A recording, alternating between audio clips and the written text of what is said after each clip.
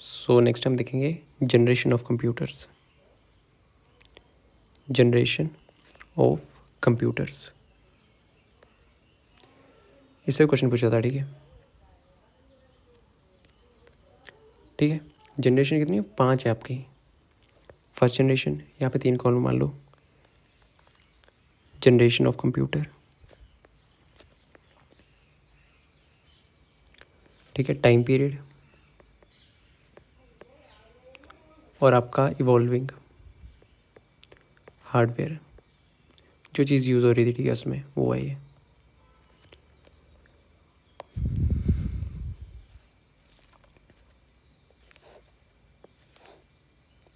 ठीक है, यहाँ पे आपको या तो टाइम पूछ लिया जाता है या तो हार्डवेयर, मेनली हार्डवेयर पूछा जाता है। कौन सी जनरेशन में कौन सा हार्डवेयर आपका यूज़ हुआ है। कितनी जनरेशन है पहले तो ये मालूम होनी चाहिए आपकी। 5 generation. First generation, second generation, first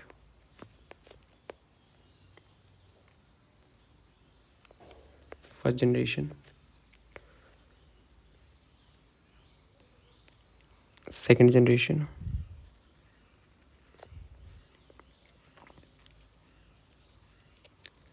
third generation,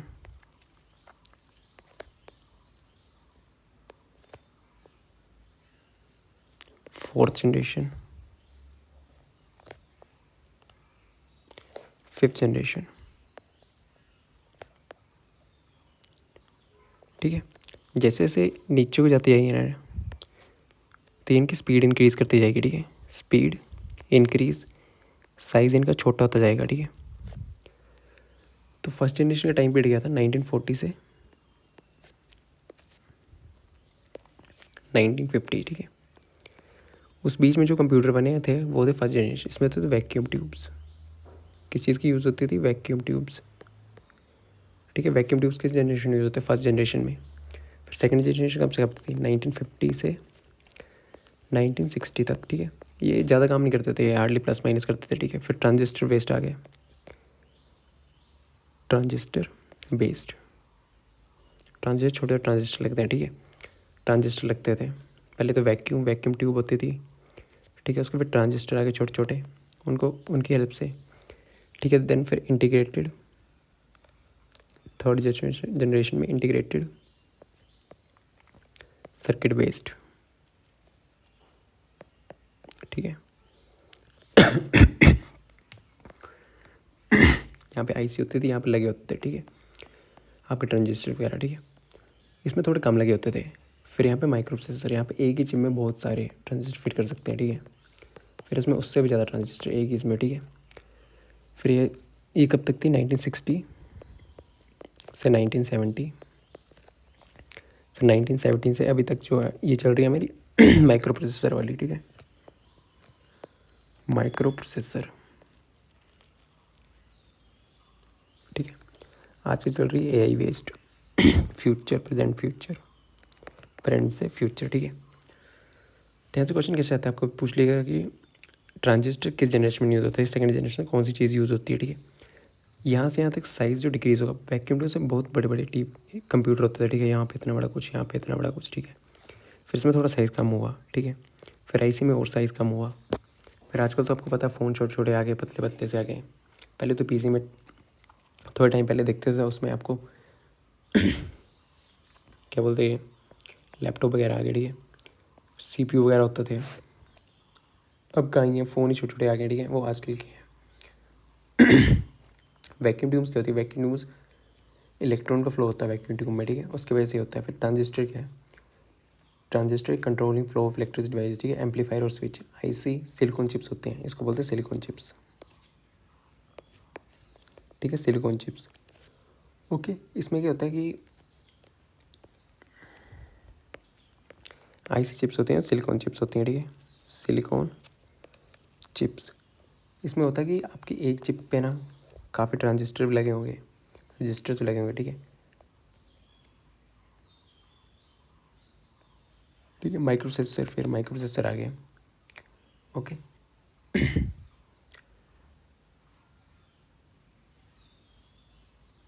first generation में काफ़ी बड़े बड़े होते थे। ठीक है, फर्स्ट जनरेशन कंप्यूटर एग्जाम्पल भी देख ही लो।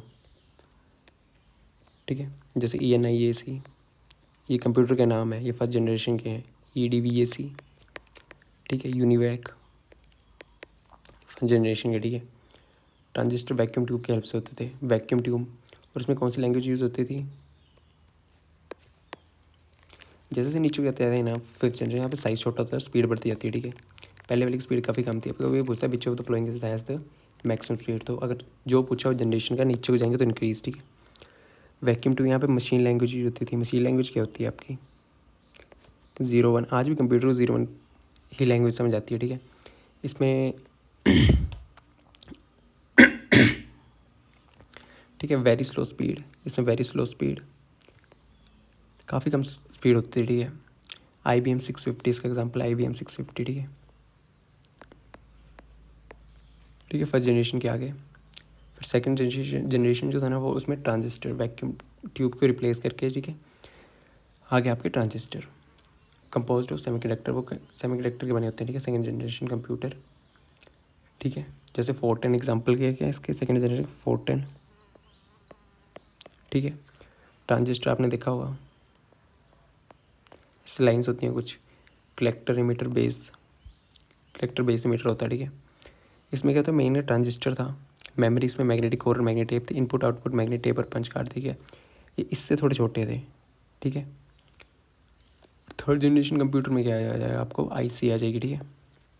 इससे यहाँ स्पीड नीचे बढ़ती जाएगी और साइज छोटा होता जाएगा, ठीक है। तो ऐसे दिखती है एक चिप होती है यहाँ पे, ऐसे लगे होते हैं ना, ये होती है आपकी IC, ठीक है।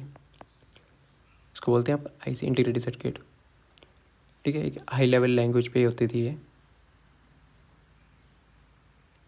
और सेकंड में कौन सी होती थी, मशीन लैंग्वेज और असेंबली लैंग्वेज, ठीक है। और इसमें high level language HLL, high level language कौन कौन सी होती हैं आपकी, हाई लेवल C+ वगैरह, ठीक है। ओके, तो इस पर ये वाली लैंग्वेज यूज़ होने लग पड़ी थी थर्ड जनरेशन में। इसके एग्जाम्पल IBM 360, ठीक है। फिर फर्स्ट जनरेशन, फिर fourth generation computer, fourth generation computer में आपकी आ गई सेमीकंडक्टर से, जैसे रैम रोम, यहाँ पे आ गया रैम रोम, ठीक है। इनपुट वगैरह यहाँ पे कीबोर्ड वगैरह आ गए, प्रिंटर वगैरह आ गए आपके पास। और फिफ्थ जनरेशन में क्या हुआ, फिफ्थ जनरेशन में आपको पता ही है, पतले पतले से फ़ोन होते हैं, ठीक है। ये आपके यहाँ पे ULSI ultra large scale integration होती है, कि एक ही चिप से काफ़ी ज़्यादा ये कर देते हैं, ठीक है। ह्यूमन लैंग्वेज अंडरस्टैंड, ये तो ह्यूमन लैंग्वेज को समझ लेता है आजकल, ठीक है। ह्यूमन लैंग्वेज जो हम बोलते हैं वो समझ लेता है, ठीक है। स्कैनर में लैपटॉप टैबलेट्स वगैरह इसके एग्जाम्पल है, ओके। Thank you.